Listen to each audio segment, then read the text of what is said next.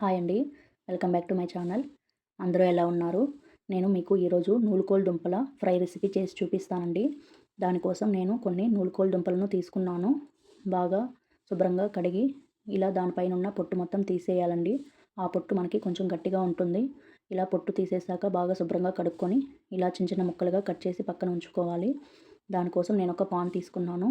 Pan తీసుకున్నాక కొద్దిగా ఆవాలు వేసానండి. ఆవాలతో పాటుగా కొద్దిగా పెసరపప్పు వేసాను. పెసరపప్పు వేసాక కొద్దిగా పచ్చిమిర్చి వేసాను. పచ్చిమిర్చి అంతా బాగా ఫ్రై అయిన తర్వాత కొద్దిగా కరివేపాకు వేసాను. కరివేపాకు వేసాక కొన్ని ఆనియన్స్ తీసుకున్నాను. ఆనియన్స్ అన్నీ బాగా ఫ్రై చేసుకోవాలండి. ఫ్రై చేసిన తర్వాత నేను కొద్దిగా వెల్లుల్లిపాయ దంచి వేసి తీసుకున్నాను.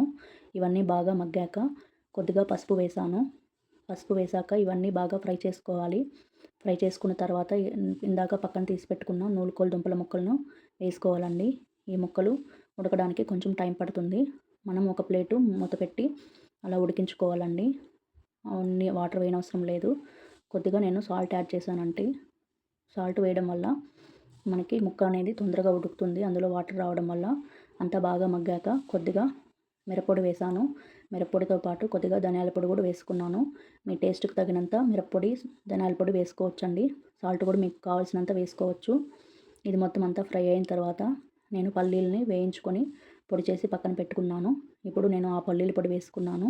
పల్లీల పొడి వేసుకొని బాగా మిక్స్ చేసుకోవాలండి. మిక్స్ చేసుకున్నాక కొద్దిగా కొత్తిమీర యాడ్ చేశాను. చాలా టేస్టీగా వచ్చిందండి. మీరు ఒకసారి ట్రై చేసి చూడండి ఈ రెసిపీని. థ్యాంక్ యూ ఫర్ వాచింగ్ అండి.